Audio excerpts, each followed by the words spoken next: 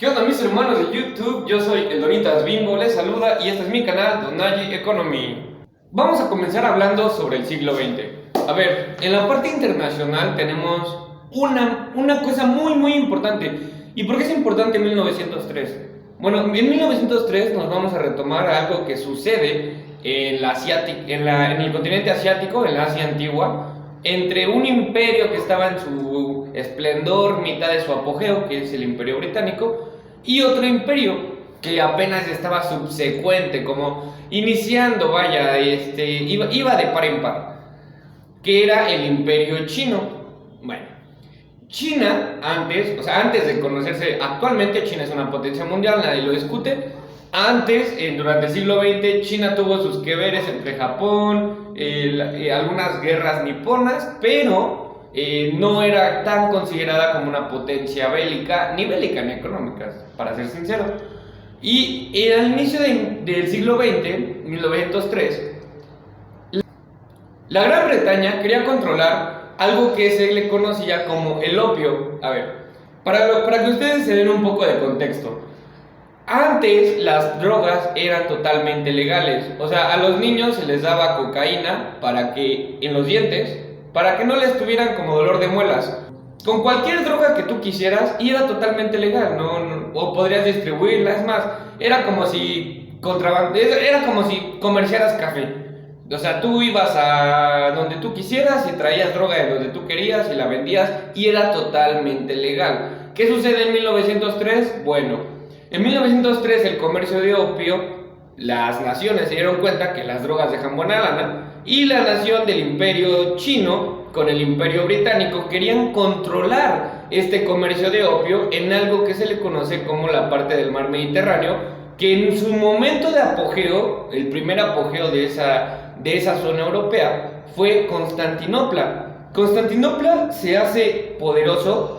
O sea, era la cúspide, el mundo utópico del comercio. Literalmente era como llegar a, no sé, un lugar aquí en México donde compran mucho y haya de todo, pues Tepito. Es como llegar a Tepito, ¿no? Pero con cosas muy chidas en vez de todo pirateado. A lo que voy es que tú llegabas a Constantinopla y encontrabas todo. O sea, todo, no existía nada en el mundo que no se vendiera ahí. Era el mercado más grande de todo el mundo antiguo. ¿Y por qué? Bueno, por su posición geográfica. Su posición geográfica le permitía la entrada de comercio, tanto de mar como de tierra, y pues bueno, no había aire, así que no nos vamos a meter en eso. El punto es que sus entradas de comercio eran por todo el mundo. Y era un epicentro, lo que significa que le permitía florecer como ninguna otra. En esta misma zona, entre Asia y Europa, hay una parte que se llamaba Hong Kong. Hong Kong era una ciudad china que Gran Bretaña, al invadir China durante esta guerra que se llamó la guerra de los boxers o la guerra de los calzones, literalmente, y estamos hablando de que en 1903 estalla la guerra de los boxers. Gran Bretaña quiere el control del opio en esta parte del Mediterráneo. China se entromete, Gran Bretaña ataca a China, la invade, y por ende, pues obviamente los chinos pierden, no eran ni una potencia en absoluto. Entonces, una vez que pierden, necesitaban el control de China, porque, bueno, es como si tú te peleas con tu hermano y su amigo, pues necesitas algo que haga que ni tu hermano ni su amigo se quieran volver a vengar de ti. Entonces es como si agarraras una foto de tu hermano robándola a tu mamá y con eso lo amenazas. Lo mismo hizo los británicos con China. Le dijeron, ¿sabes qué? Nos vamos a quedar con Hong Kong y así te amenazamos, porque yo tengo el control de tu capital y pues no me importa. Por eso la capital de China es Pekín. Pero bueno, el punto aquí es que una vez que se conquista Hong Kong y surge esta guerra, la famosísima guerra del opio, la guerra de los boxers, nosotros nos vamos a adentrar en un siglo XX donde, digamos que esta primer enfrentamiento bélico fue la mecha de las potencias, en donde se dieron cuenta que podían tomar lo que ellos querían mediante algo que se conoce como el poder coercitivo. El poder coercitivo es cuando tú tienes más fuerza que otra persona. Por ejemplo, los bullies de la escuela. Los bullying de la escuela. Un vato es más grande que otro, llega y tiene hambre. Y el otro vato no tiene hambre, pero trae dos sándwiches. Pero el vato que tiene hambre es más fuerte que el que trae dos sándwiches. Entonces llega el bullying, se lo golpea y le quita sus dos sándwiches.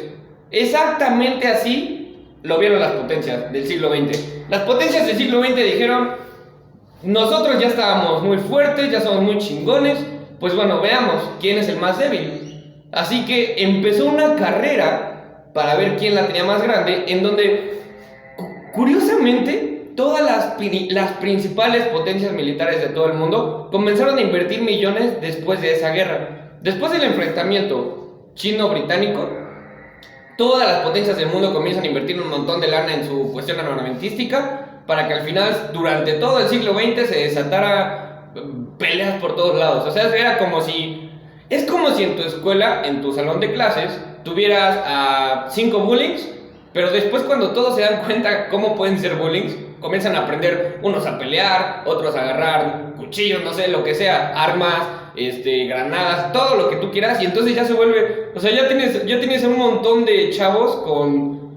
Todos bien, no sé, con adrenalina, con super mamados, no sé, X. El punto es que todas las naciones del mundo comenzaron a armarse como pudieron. Y entonces ya no solamente eran 2 bullings, ya tenías a 20 cabrones que tenían un poder destructivo súper cañón. ¿Y qué ocasionó esto? Bueno, lo mismo que hubiera ocasionado en tu escuela tener 20 bullings. Peleas por doquier. Eso fue el siglo XX. El siglo XX fueron naciones que se armaron totalmente y que al final se dieron cuenta que eran tan fuertes que tenían que explotar. No puede haber... Bien lo dijo Jagat H. Nielsk en su libro El poder y el privilegio, Power and Privilege. No puede existir una fuerza equiparada a otra con más de 20. Aquí va esto. El poder se divide en 3. Se divide en coercitivo, en poder económico y en poder ideológico. El poder ideológico lo que tiene, por su parte, es que es algo que admite que tú puedas influenciar o dimitir sobre otros, o prestigio social, honor, etc. El poder económico es lo mismo, influir o dimitir en otros, pues en la cuestión de las riquezas. El poder coercitivo es lo mismo, influir o dimitir en otros, pero en fuerza. Ahora, ¿qué sucede aquí? Que tú tienes estos 3 poderes y están repartidos entre unas naciones, pocas naciones poderosas, un montón de naciones de tercer mundo y las otras naciones pues echas la tostada pero en chiquito. Eso es paz. El mundo se divide así para que haya paz. Pero ¿qué pasa cuando esas naciones que están en el punto medio comienzan a evolucionar a grados igualitarios a las que están de primer nivel? Bueno, eso pasó con México durante el siglo XX y eso mismo pasó con algunas naciones de Europa. Por eso es que en Europa fue el estallido de guerras a más no poder. Inglaterra era el imperio más poderoso hasta ese entonces y de mayor extensión territorial. Hasta ahí estamos de acuerdo. Pero el imperio ruso no era nada, el imperio francés no era nada, porque venía de las guerras napoleónicas. Entonces tienes al imperio otomano, al imperio austrohúngaro, al imperio prusiano, imperios que en la vida habías escuchado, que no formaban parte de nada, no representaban a nadie, al imperio británico, que era el top, con todos esos imperios que no los conocían en su propia casa, que ya eran de primer mundo, ya eran de primer nivel. Ahí es por primera vez en su vida, el mundo había escuchado del imperio teutón. ¿Y qué era el imperio teutón? Pues bueno, los famosísimos alemanes. ¿Qué era el imperio austrohúngaro? Díganme ustedes si alguna vez habían escuchado sobre el imperio de Austria o el imperio de Hungría, que no fuese por el archiduque que mataron en la Primera Guerra Mundial y que por eso estalló. Nunca, ¿verdad? A eso voy. O díganme tan solo un emperador que conozcan de Hungría, o de el imperio otomano, o del imperio prusiano. ¿Saben en dónde está Prusia? Exactamente, yo tampoco. Y es a lo que voy. Son imperios que no tenían nada que ver, que eran sometidos y que no representaban ninguna cosa que quisieras nombrar en toda la época histórica, pero que de pronto invirtieron un montón de lana en tecnología armamentística Y cuando descubrieron lo que hace el poder coercitivo, se volvieron súper fuertes y comenzaron a golpear a sus vecinos hasta que se hicieron un imperio respetado. ¿Y por qué se respeta en el siglo XX? Bueno, el siglo XX la única forma de que te respetaran eran por dos: poder económico y poder coercitivo. El poder ideológico había muerto. Y este es otro punto muy importante, porque al final del día, el poder ideológico, como lo vemos en la parte de la iglesia, de los sacerdotes, etc., es muy importante, de suma importancia, porque ¿qué es lo que hace? En el momento en que esto desaparece, nos volvemos animales. El siglo XX, en su misma esencia, es al humano convertido en bestia. Y lo pueden ver en la Segunda Guerra Mundial, en la Primera Guerra Mundial, en la Guerra de Vietnam, en la Guerra de Corea, en la Guerra de los Calzones, en las guerras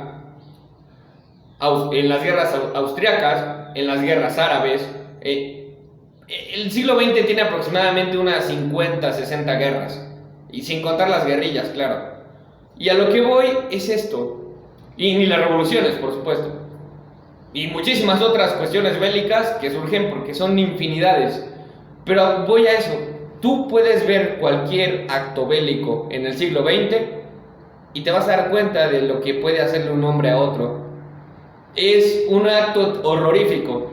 Y esto sucede precisamente porque el poder psicológico se extinguió y solamente dejó en pie al económico y al coercitivo. ¿Y esto qué quería decir? O soy fuerte económicamente o soy fuerte bélicamente. Y para mantener mi economía firme necesito poder bélico, porque si no el otro me tumba, aunque yo no quiera nada. Una cuestión muy importante, fíjese, algo muy interesante que pasó aquí. Hay un país que en lo personal me encanta, me fascina, porque es un país muy pensante. A diferencia de los demás, este país dijo, bueno, todos estos brothers de aquí al lado se están peleando, pero yo no quiero pelearme, yo soy un país rico y me puedo volver mucho más rico si ellos, mientras se pelean, yo hago negocios. Voy a ser el único país que tenga lana porque no va a estar invirtiendo en cómo defenderse o cómo atacar al otro. ¿Y quién creen? Exactamente. Suiza se volvió la cúspide económica del mundo después de la Segunda Guerra Mundial porque fue el único país que no quiso intervenciones, ni guerra, ni absolutamente nada. Él dijo, yo soy neutral y a mí me vale tostada que hagan ustedes. Y mira, si tú me quieres atacar, yo tengo de dos. Suiza, por cuestiones geográficas, tiene un muy buen punto de defensa. Es una zona montañosa, todas sus fronteras son montañosas. Armó de búnkers sus fronteras, preparó a toda su gente militarmente para que se pudiesen defender. Cada persona en Suiza tenía un rifle, cada persona en Suiza tenía armas, cada persona en Suiza tenía búnkeres en sus casas desde donde podían defenderse en caso de que el país fuese atacado. Rodearon toda su frontera. Pongamos en contexto esto: Suiza no es más grande no, bueno, imagínate un país chico, imagínate un estado. Suiza no será ni Chihuahua, por ejemplo. A lo que voy es esto: comienzan a rodear toda su frontera con minas terrestres, y así evitan que quieran entrar a destruir Suiza, porque pues nada, no necesitas. Suiza no es ni posición estratégica, ni posición de absolutamente nada. Ahora, ¿para qué la ocupan? Suiza dijo, bueno, mira, hagamos esto. Yo no soy ni tu enemigo ni tu amigo, pero yo soy neutral. A mí no me metan en sus cuestiones bélicas, pero te guardo la lana. Por ejemplo, ustedes nazis tienen oro, yo te los guardo. Así es como Suiza se mantiene durante toda la Segunda Guerra Mundial. Puedo hablar sobre eso, pero en otro video. Ahora, ¿por qué es importante todo este pequeño tema? O sea, como pequeñita introducción a esa parte, es de suma importancia para México, porque México se perfila como un país dentro del siglo XX, un país que venía del tercer mundo y llega al primero. México se volvió potencia mundial entre 1901 y 1909. 1910-1921 nos cargó el payaso como no tienen idea, nos metieron peor que a actriz porno en Bucaque. Pero a lo que voy es lo siguiente: México 1901-1909 era una potencia mundial. ¿Por qué? un personaje muy interesante en la historia de México, controversial, visto desde cualquier perspectiva, es un personaje muy controversial. ¿Por qué? Porque sus métodos, y esto es curioso, fíjense, sus métodos se critican, mas sin en cambio sus métodos funcionan. Mas sin en cambio sus métodos fueron utilizados por Estados Unidos, por potencias mundiales, por Rusia, por China, por Japón, por cualquier potencia que veas hoy en día que se respete, utilizaron los mismos métodos que este señor. ¿Cuál fue la diferencia? Que fuimos muy pendejos para no verlo. ¿Y por qué creen esto? Bueno,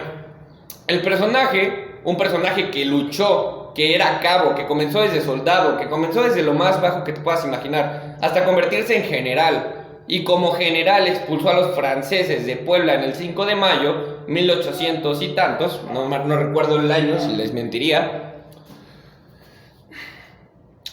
Pasó algo muy interesante. Después de expulsar a los franceses, se vuelve famoso el famosísimo general Porfirio Díaz. Mis respetos, el mejor presidente que este país ha logrado tener. Y ahora, ¿por qué? ¿Por qué a mi consideración es el mejor presidente que este país ha tenido? Porque es el único presidente que ha hecho algo realmente.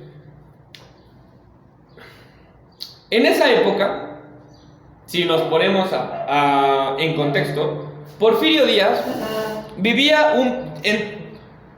Porfirio Díaz adoptó un país, una, crisis financiera, 2, deudas externas, 3, problemas sociales, 4, nos acababan de quitar a Texas, nos acababan de quitar a Nuevo México, nos acababan de quitar las Altas Californias, nos acababan de quitar la Mesilla, acabábamos de firmar un contrato en donde entregábamos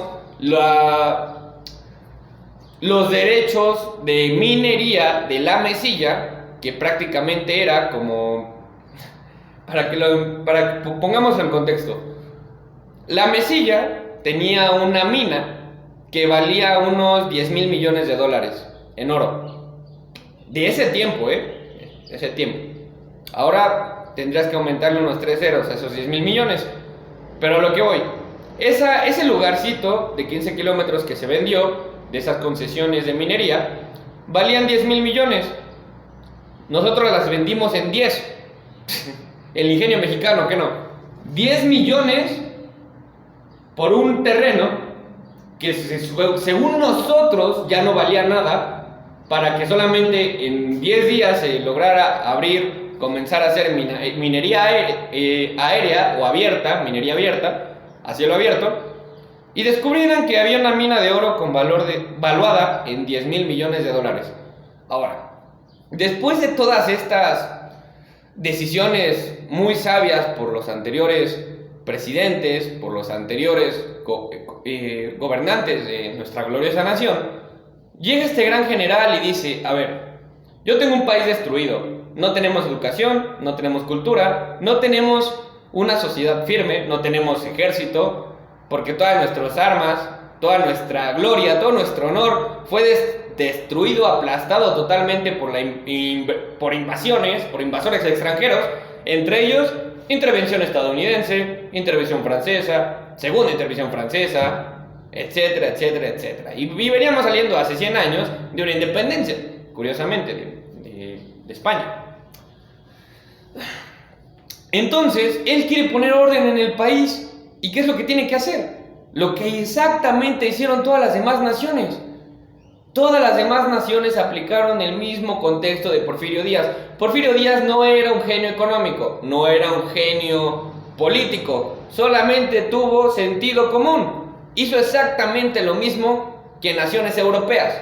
¿Qué? Bueno, primero que nada, un ejército bastante fuerte, y entonces generó algo. Imaginen en la actualidad que llega un presidente y pone una Guardia Nacional y elimina todas las demás dependencias de militares.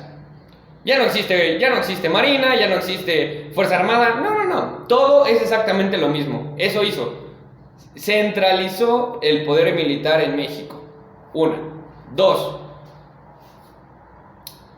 Para que tuviera un control sobre los plantíos, porque en ese momento México nuestra única fuente de generar ingresos para el país era la parte de la agricultura, lo que hizo fue generar algo que por esto mismo fue criticado. Hizo haciendas que controlaran cultivos enormes. De hecho, ahí surge el término tienda de raya, porque eran tiendas que le vendían a los trabajadores de esas haciendas, les vendían productos para que comieran, leche, huevo, etc.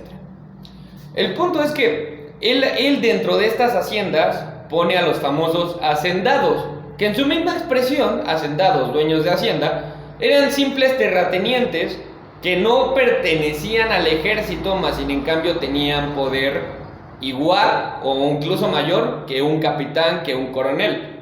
Un terrateniente dueño de una hacienda podía llegar y matar a uno de sus trabajadores y no pasaba nada. ¿Por qué? Esto tenía un porqué, no era porque fuésemos sádicos. Este porqué era que el país venía de un proceso de rebeliones internas. Había que dominar, había que aplacar a la población, había que unirse, había que estructurar otra vez al país. Entendamos el contexto como un país derrotado, como un país que ya sufrió demasiado, ya hemos sufrido mucho. Él nos trajo control y nos trajo orden. Y obviamente con esto pues viene el sufrimiento. ¿Por qué? Porque para levantar una nación no es fácil, no es barato y hay que sufrir demasiado. Japón, después de la Segunda Guerra Mundial, aplicó el mismo contexto. Actualmente Japón es uno de los países del primer mundo más avanzados tecnológica, educacionalmente y armamentísticamente no. Pero, ¿para qué? Tienen una calidad de vida que nos supera 3-1 y pueden ver su per cápita. Ahora, el punto aquí, o mi idea principal sobre esto, es que Porfirio Díaz, al hacer esto, al poner las haciendas y al ponerle control sobre las tierras, evitaba levantamientos armados. Cada vez que alguien quería hacerle un levantamiento armado, que al final pues era volver a desestabilizar nuestra nación, se lograba eliminar y erradicar a tiempo. 2. Industrializó al país. ¿Por qué es importante esto? México era un país, como ya les había dicho, donde solamente tenía funciones agrarias. Verduras, verduritas, así como si ustedes lo ven en una inscripción gráfica del siglo XX, a nosotros nos vendían y nos veían como inditos, como gente solamente agraria, gente de campo, porque efectivamente lo éramos. En ese momento no teníamos industria. ¿Qué hace Porfirio Díaz? Para que una nación se levante necesita industria. Para que una nación sea respetada y pueda generar suficientes activos para desarrollarse como primer mundo, necesita una industria. No te puedes mantener en agricultura. Así que él metió la parte terciaria de los procesos económicos.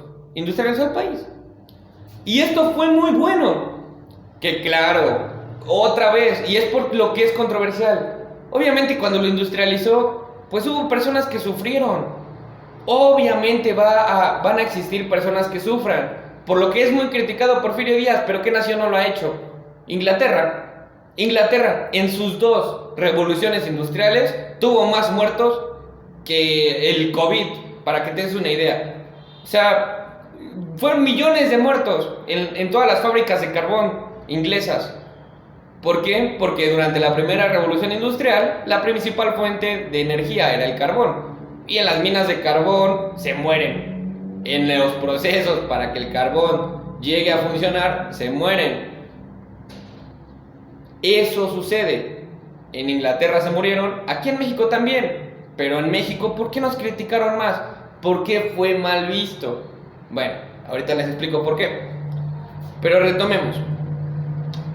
Industrializa el país, ya metió las haciendas, ya tiene un control agrario, tiene un control sobre los levantamientos sociales, el país está estable, total estabilidad, el peso, o sea, nuestra economía comienza a mejorar. Pero ahora, ya comienzo a producir, tengo un montón de cosechas, ya tengo industria, ya puedo hacer mis propios productos.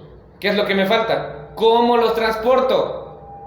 Bueno, viene el tercer paso, que es algo que se menciona mucho, pero no se entiende la importancia y el empuje que tuvo esta decisión. Porfirio Díaz siempre aclamó a la burguesía francesa. ¿Por qué? No porque se quisiera sentir francés, no porque fuese un burgués. No. Porfirio Díaz no era un burgués. Porfirio Díaz aclama a este apogeo francés porque entiende lo que necesita. Los franceses nos dieron el capital para generar Ferromex, Ferrocarriles de México. Y Ferrocarriles de México fue lo que nos impulsó como nación a llegar a ser primer potencia mundial. Y ahí te va por qué. Los franceses nos dieron la lana para que nosotros pudiésemos armar las vías ferroviarias en el país, para que pudiésemos comprar los terrenos y para que pudiésemos formar lo que fue Ferromex. Y así nos dio la oportunidad de formar nuestras vías de comercio interno. Ahora, una vez México ya industrializado, ya con poder agrario, ya con control absolutamente y estabilidad, y ya con las vías de comercio interno mediante el ferrocarril estructuradas correctamente, ¿qué era lo que, bueno, qué continuaba? ¿Qué seguía? ¿Qué necesitaba el país? En ese momento, un año después, México, económicamente hablando, se vuelve, una nación inquebrantable. El peso estaba a dólar. Un peso costaba $1. Esto podrá no significar mucho, quizás, no sé. Pero a lo que voy es lo siguiente. Imagínate ahora tú, en la actualidad, cuando me estás viendo, que tuvieses un peso en tu bolsa y representara $1. Que tus 5,000 pesos que ganas los cambies por $5,000. Esa era nuestra economía en los tiempos de Porfirio Díaz. Que tu salario lo veas en dólares y eso es lo que estarías ganando ahora si se hubiese seguido el modelo de Porfirio Díaz o si hubieses estado en los tiempos de Porfirio Díaz. Interesante, ¿no? Ahora, ¿qué era lo siguiente? Porfirio Díaz, una vez que logró este avance económico en México, nos trajo y construyó el Palacio de Bellas Artes. ¿Por qué es importante? ¿Por qué nos genera mucha... ¿Por qué es relevante el Palacio de Bellas Artes? ¿Qué es lo importante de eso? ¿Qué es lo interesante de un palacio que fue construido con la arquitectura francesa? Curiosamente, el siglo de oro europeo, y que no representa más que una sede de cultura, de desarrollo artístico y de música clásica. ¿Qué importa todo eso? ¿Qué tiene que ver? ¿Por qué sería importante atribuirnos conocimientos sobre arte, música, belleza y toda la parte artística no contemporánea, sino clásica? ¿Por qué? Bueno, obviamente es importante para la parte de educación, pero a lo que me refiero es que Porfirio Díaz vio más allá. Esto es importante porque las principales naciones con las que él tenía en mente generar relaciones comerciales fuertes no era con Estados Unidos. Las principales naciones con las que quería generar abrazos fuertes, abrazos no balazos, era con las naciones europeas. Porfirio Díaz tenía en mente que nuestro comercio, que el Tratado de Libre Comercio, se diese en Europa, no en América del Norte. Porque para México, Estados Unidos siempre ha sido un enemigo. Y ahorita les explico por qué. Y esto tiene que ver un personaje muy interesante que se llama Krillman, James Krillman.